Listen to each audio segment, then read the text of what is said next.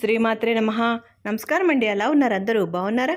మీరందరూ ఆనందంగా సంతోషంగా ఉండాలని అమ్మవారిని ఎప్పుడూ కోరుకుంటూ ఉంటాను. ధాత్రితో లక్ష్మీప్రియ క్రియేషన్స్కు స్వాగతం.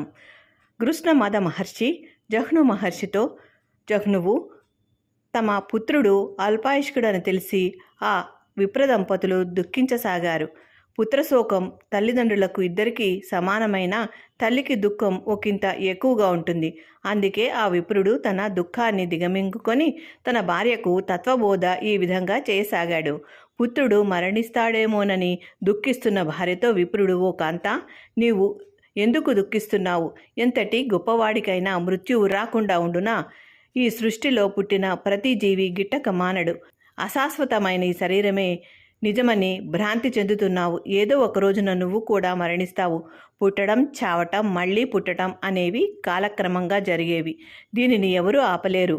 బాల్యము, యవ్వనము, వార్ధక్యము, ఇలా అన్ని దశలలో సుఖించి నశించే ఈ శరీరంపై భ్రాంతి విడిచిపెట్టు. శరీరము శాశ్వతం కాదు, ఆత్మ ఒక్కటే శాశ్వతం.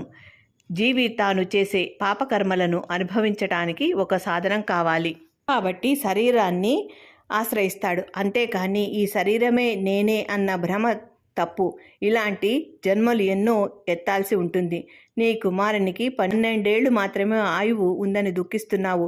అతడు గత జన్మలో ఎవరో నీకు తెలియదు. మరణించాక ఏమవుతాడో నీకు తెలియదు.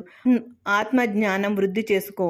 కేవలం సుఖదుఖాలు అనుభవించటానికి మాత్రమే ఉపయోగపడే ఈ దేహంపై భ్రాంతి వదులుకో. పండితులు సంసారం నిత్యం కాదని గ్రహించి వివాహం చేసుకొని కూడా వైరాగ్యంలో సన్యసిస్తారు. గృహస్థ విధులు పూర్తి చేసిన సంతాన ప్రాప్తి పొంది చివరకు సన్యాసం స్వీకరిస్తారు. ఇదంతా పెద్ద మాయ. ఈ జనన మరణ చక్రం నుంచి ఎవరూ తప్పించుకోలేరు. ఈ చక్రభ్రమణం నుంచి బయటపడి శాశ్వత సత్యమైన పరమాత్మను కనుగొనడంపై మనసు కేంద్రీకరించు. పుత్ర మరణం చూడాల్సి వస్తుందని శోకిస్తున్నావు కదా?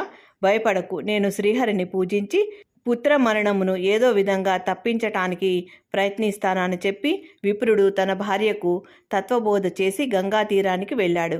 గంగా తీరానికి వెళ్ళిన విప్రుడు సూర్యమండలం మధ్యవర్తియగు మాధవుని ఆవాహనం చేసి షోడశోపచారాలతో పూజించి నారాయణ మంత్రాన్ని జపిస్తూ కఠిన తపస్సు చేయసాగెను.